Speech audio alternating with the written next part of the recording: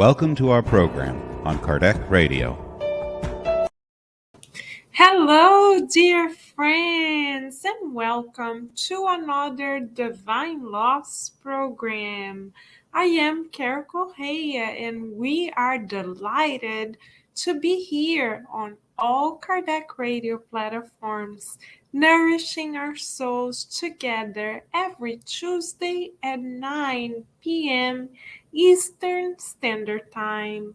Welcome to this current of positivity, of goodness, and of love on behalf of all of those who are in greater need than ourselves. This is not only a moment, beloved friends, when we nourish our souls, but it is also a moment when we can co-create the good consciously and thus be of service. So let us welcome the mentors who have prepared these moments for us and who are at this time visiting our homes, offering everyone in our network vitamins of hope, compassion, understanding, fraternity, and divine love.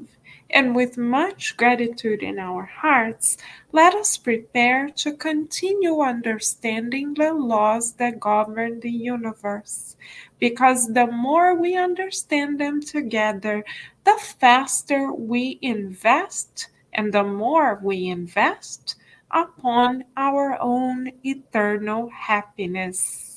Let us then begin.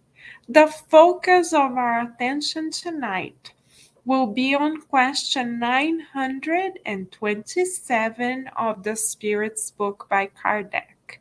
We will now read the question, followed by the answer, and then we will bring a couple of highlights, propose a therapeutic exercise, and end these moments with much gratitude in our hearts. So, welcome everyone who is here right at this moment, and let us nourish our souls together. In question 927, Kardec asks, superfluity is certainly not indispensable to happiness, but the same does not apply to necessities. So isn't the misfortune of those who are deprived of them real? As always, Kardec asks very meaningful questions for our own progress. Let us then study the answer of the illuminated spirits together so we can shed more light onto our own understanding of life eternal. The spirit mentors answer Kardec's question in the following manner. They are truly unfortunate only when they lack what is necessary for their life and the health of their body. Such deprivation is perhaps the result of their own making, and they can only blame themselves for it. If it is the result from the wrong of another, the responsibility would fall upon the one who has caused it. So, beloved friends, the spirit mentors are clear in saying that we are free to sow whatever we would like, but there will be a time when we will reap the consequences of our own sowing.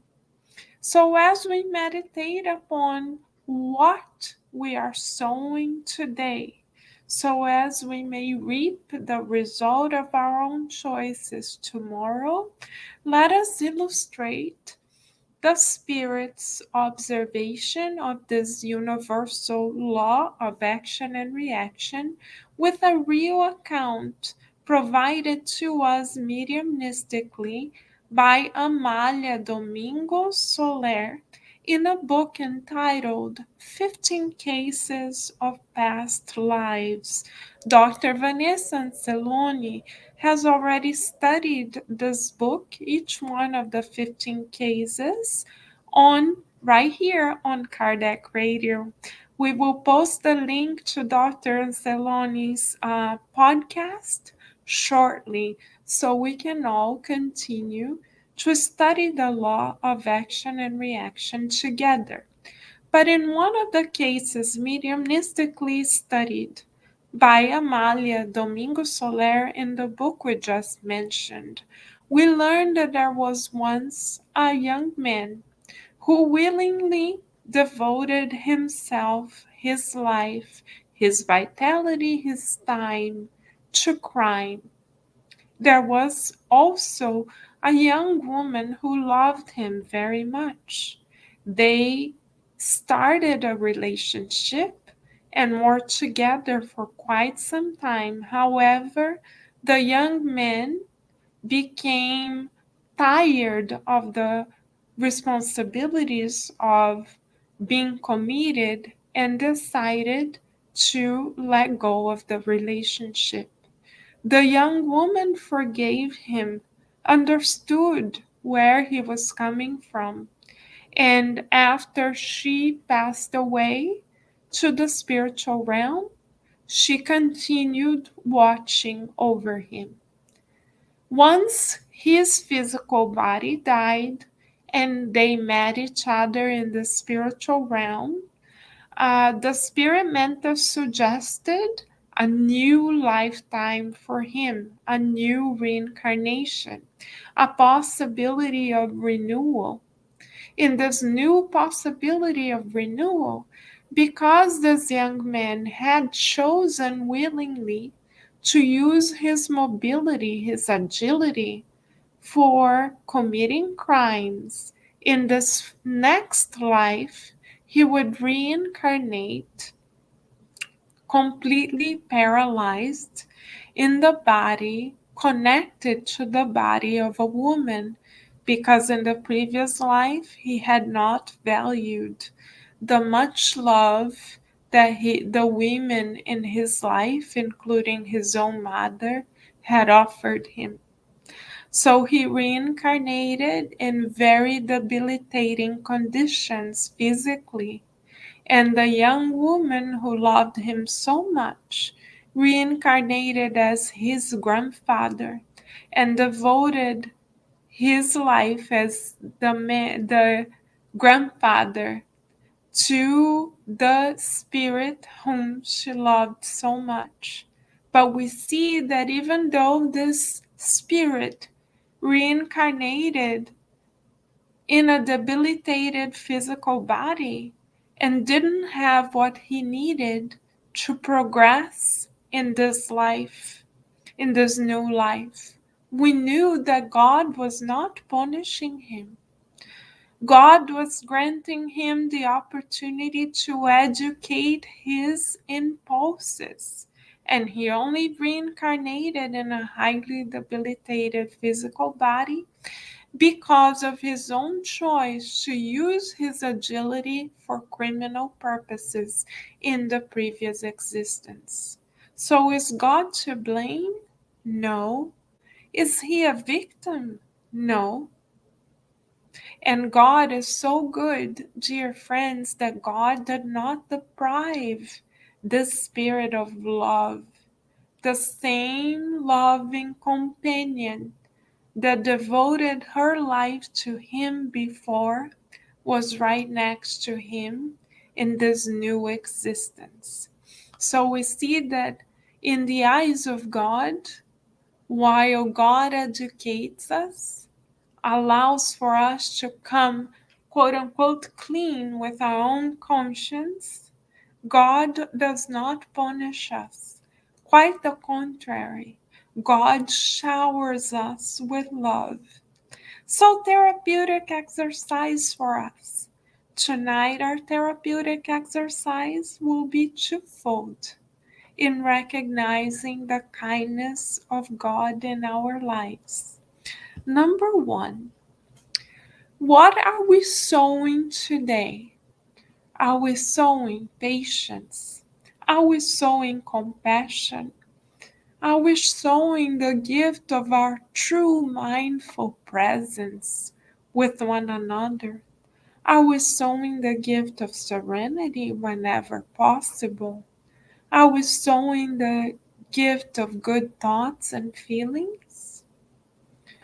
And do we want to reap what we are sowing? Because this is the law. We shall reap what we sow.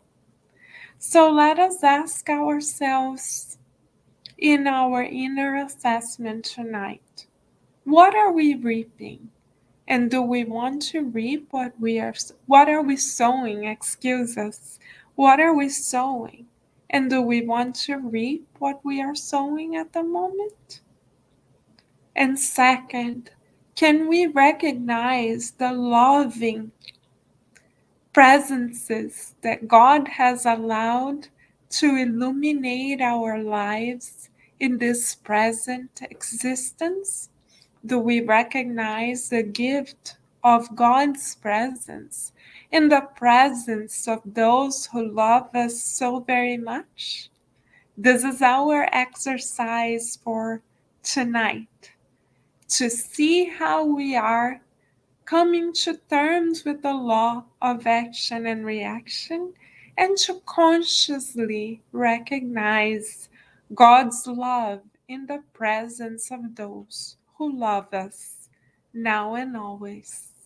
So, feeling God's love, we wish everyone who is in the circle of prayer a basket of healing light, a basket of vibrations of divine love and gratitude.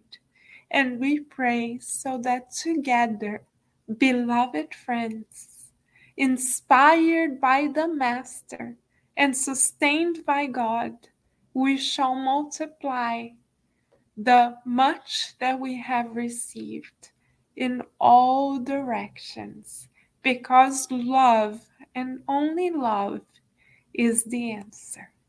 Many blessings, dear friends, and we look forward to seeing you again next Tuesday at 9 p.m. For the time being, let us continue enjoying nourishing our souls. After all, this is why Kardec Radio is here. Many blessings once again, and we will see you next time. Bye for now.